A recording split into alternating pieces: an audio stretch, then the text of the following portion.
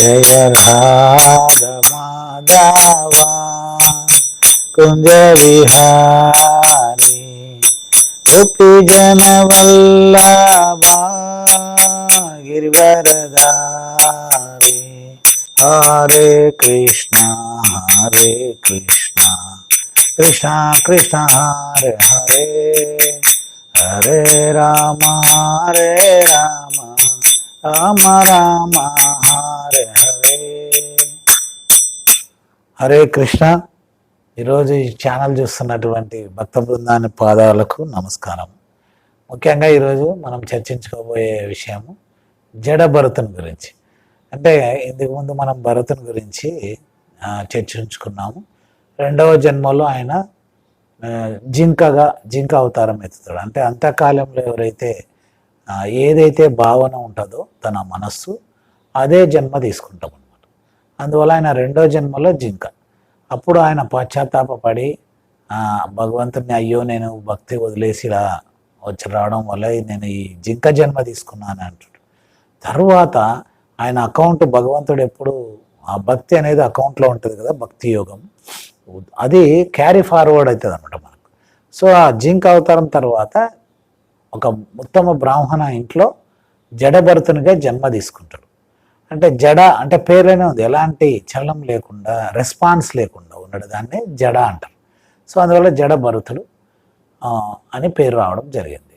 ఆయన తండ్రి పేరు సంతుష్టుడు అనమాట. ఆయన ఒక బ్రాహ్మణ ఇంట్లో జన్మ తీసుకుంటాడు కదా, అందుకే ఆయనకు స్వతహాగా తన తండ్రి అతనికి వేద జ్ఞానము అన్నీ తెలియజేస్తాడు అనమాట. అందువల్లనే మనం కూడా మన పిల్లలకు 5 సంవత్సరాల నుంచి భగవంతుని గురించి మనం ఇంట్లో ఏదైతే భక్తిత్వ సేవ చేస్తూ ఉంటామో, అర్చనం కావచ్చు, వందనం కావచ్చు, ఇట్లా ఏదైనా మనం భగవంతునికి ఏదైనా మనం తీసుకోవాలన్నా నైవేద్య ప్రసాదము భగవంతుని పెట్టి తీసుకోవాలి. ఇలా చేస్తూ ఉంటే మన పిల్లలు కూడా చిన్నగా ఉన్నప్పుడే ప్రహ్లాదునిలాగా చూడండి, ప్రహ్లాదుడు తన తల్లి గర్భంలో ఉన్నప్పటి నుంచే ఆయనకు భాగవతోత్తముడయ్యాడు. అంటే భాగవతం గురించి, భగవంతుని లీలల గురించి, భగవంతుని గురించి నారద మహర్షి చెప్పడం వల్ల. అలాగా మనం కూడా ఈ కలియుగంలో ఎవరైతే గర్భము ధరించి ఉంటారో వాళ్ళు కూడా తప్పకుండా భగవంతుని గురించి వినాలి, భగవంతుని గురించి భాగవత లీలలు వినాలి. ఇలాగ నామస్మరణం చేసుకుంటూ ఉంటే ఉత్తమ పిల్లలు పుడతారు. లేకపోతే ఇప్పుడు ఈ కలియుగంలో మనం చూస్తున్నాం తల్లిదండ్రులు తన్నేవాళ్ళు, అంటే వాళ్ళని విడిచిపెట్టేసి పెళ్ళి అంగానే ఎక్కడో పాపం వాళ్ళని శరణ అనాథాశ్రయాల్లో పెట్టడం ఇలా జరుగుతూ ఉంటాయి.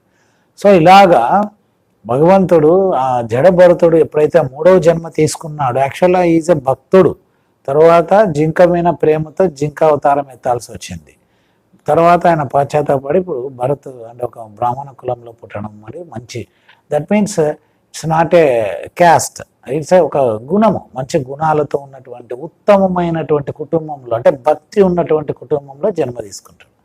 అప్పుడు ఎందుకంటే ఆయన దగ్గర అకౌంట్లో ఉంది భక్తి కాబట్టి ఆ 3rd జనరేషన్లో ఆయన జడభరతునిగా జన్మిస్తాడు.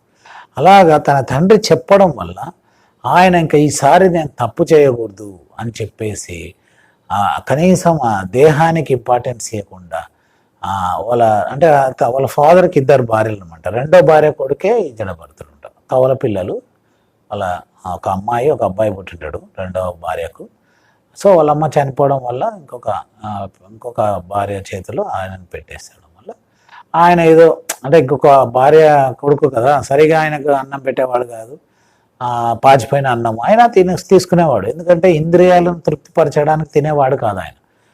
ఎందుకంటే ఈసారి ఎలాంటి తప్పు చేయకూడదు నేను, అంటే ఈ దేహానికి ఇంపార్టెన్స్ ఇవ్వకూడదు, అలాగే ఇంద్రియ కోరికలను మనము వాటి ప్రీత్యర్థం వాటి ఇంద్రియ భోగాల కోసం చేయకూడదు అనే ఒక పెద్ద సంకల్పంతో ఈ జడభరతుడు ఏది పెట్టినా తినేవాడు, కొద్ది పెట్టినా కొద్ది తినేవాడు.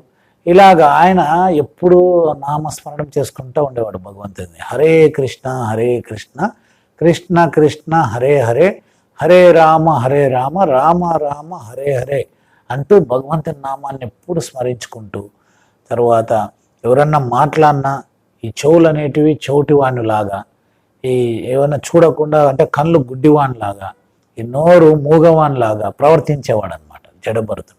అలాంటి జడభరతుడు ఒకసారి ఆయన పొలానికి పంపించేది వాళ్ళ పినతల్లి. పొలానికి పోతే ఒకసారి అంటే దిట్టంగానే ఉంటాడు. ఈ దొంగలకు రాజు ఒక ఆయన మనము ఒరే భద్రకాళికి బలి ఇవ్వాలి, తీసుకొని రండి అంటే వెళ్ళి ఒకరిని తీసుకొని వెళ్తారు. అతను చాలా చాకచక్యంగా తప్పించుకొని వెళ్ళిపోతాడు ఒక మనుషుడు. సో అప్పుడు ఆ దొంగల రాజు ఏరే వెతుకు రాపోండి అని చెప్పేస్తే రాత్రి పరిగెత్తుతారు అతను. కానీ ఆయన దొరకడు, వెళ్ళిపోతాడు. ఈ పొలంలో ఉంటాడు కదా ఈ జడభరతుడు, అతనికి కనపడతాడు. వీడు బాగున్నాడు, పుష్టిగా లావుగా ఉన్నాడు, ఏం అంటలేడు, రే ఏమరా అని అరిసినా కూడా అతను ఏమి రెస్పాన్స్ ఉన్నారు. అతను ఎత్తుకొని పోతారు.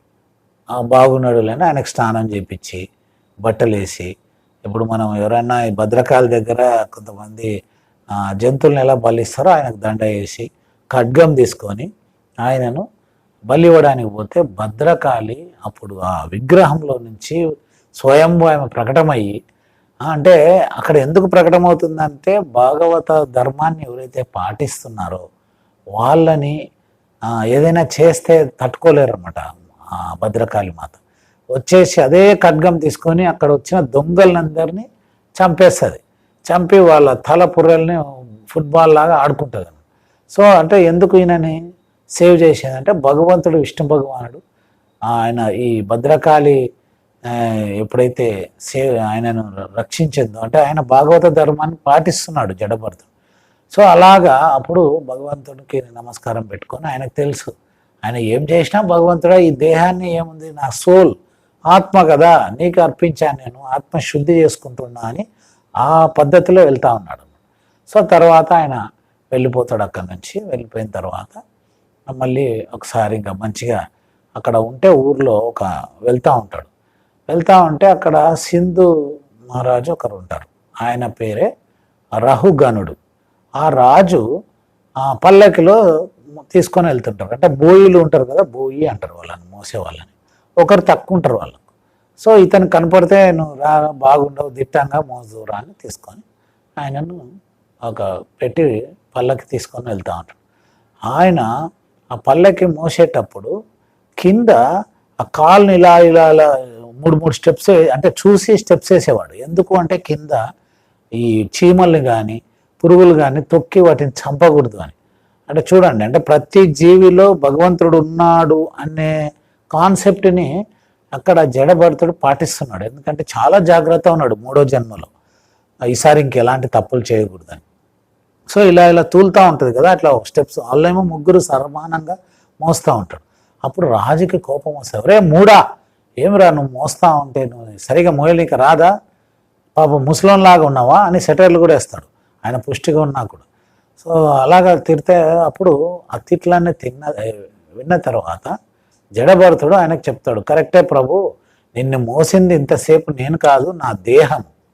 సో నేను నా ఆత్మకు నేను ఇంపార్టెంట్ ఇస్తా కానీ ఈ దేహానికి ఇవ్వను.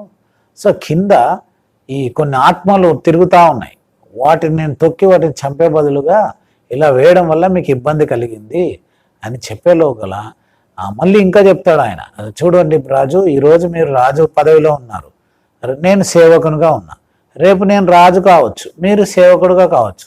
ఎందుకంటే ఇవి అశాశ్వతం, ఇది ఈ భౌతిక జగత్ అనేది, ఈ పదవులు ఇవన్నీ అశాశ్వతం. శాశ్వతమైనది ఆనందమైనది అక్కడ ఉంది, మన గోలోకంలో ఉంది. సో భగవంతుని మనం ఎప్పుడైతే ప్రార్థించుకుంటూ భగవంతుని ధ్యానం చేస్తూ ఆయనకు శరణాగతి పొందితే మనం అక్కడ వెళ్తామని ఇలాగ తత్వాన్ని చెప్తాడు. అప్పుడు రాజు వెంటనే దిగి ఆయన పాదాలకు నమస్కారం పెట్టుకుంటాడు. మీరు ఎవరో కాదు నాయన, మీరు ఎవరో చాలా ఇది ఉన్నట్టున్నారు అని చెప్పేసి పాద నమస్కారం పెట్టి నాకు మీరు చాలా కళ్ళు తెరిపించారు అంటే, ఎందుకంటే ఆయనలో కొంత రాజులో భగవంతుని యొక్క అంటే ఈ తత్వాలు భక్తియుక్త సేవ అనేది ఆయనకు తెలుసు. అందువల్ల ఆయన పాదాలకు నమస్కారం పెట్టేసి తప్పైంది నాయన అని చెప్పేసి తీసుకుంటాడు. సో అప్పుడు హితబోధ చేస్తాం అనమాట, అందుకే ఈ జడభరతుడు. సో అలాగా మనం కూడా ఏదో అహంకారంగా ఈ ఐశ్వర్యాలను చూసుకొని పదవులను చూసుకొని అందరినీ మనము ప్రతి ఒక్కరిని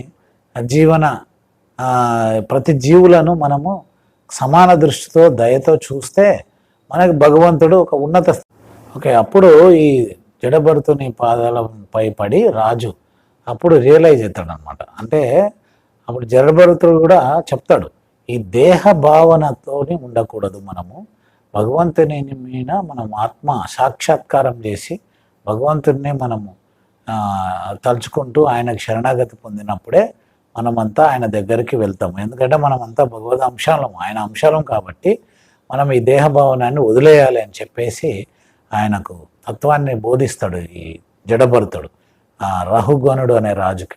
అప్పుడు ఆ రాజు కూడా రియలైజ్ అయిపోయి ఆ రాజ్యాన్ని అప్పచెప్పేసి ఆయన కూడా తన పిల్లలకి అప్పచెప్పేసి, ఇదే అందుకేనంట మనము 25 సంవత్సరాలు బ్రహ్మచర్యంగా ఉండి తర్వాత గృహస్థ ఉండి అవన్నీ రాజ్యాన్ని అప్పచెప్పి తను కూడా ఈ భాగవత ధర్మాన్ని పాటించుకుంటూ రహుగణుడు కూడా ఈ భక్తి యోగంలోకి వెళ్ళి భగవంతుని చేరుకోవాలనే ఏవైతే విషయాలు చెప్పాడో జడభరతుడు అవి పాటిస్తాడు అన్నమాట.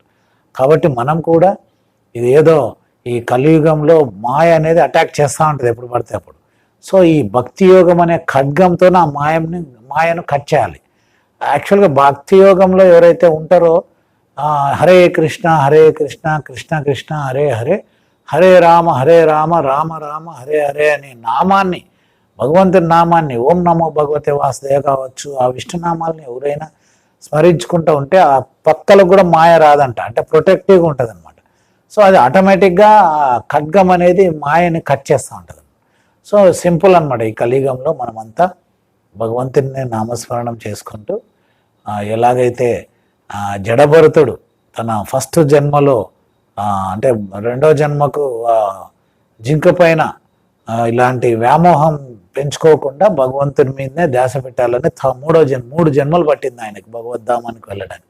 సో మనకి ఇది ఒక మంచి అవకాశం. మనం కూడా ఒకటే ఇదే జన్మలో కూడా వెళ్ళడానికి ఈ భగవంతుడు కృష్ణ భగవానుడు భగవద్గీతలో అయితేనేమి, శ్రీమద్ భాగవతంలో అయితేనేమి, వివిధ ఆచార్యులు కూడా చాలామంది చెప్పడం జరిగింది. వాటిని చదివి మనం కూడా పాటిస్తే బాగుంటుందని నేను కోరుకుంటున్నాను. హరే కృష్ణ.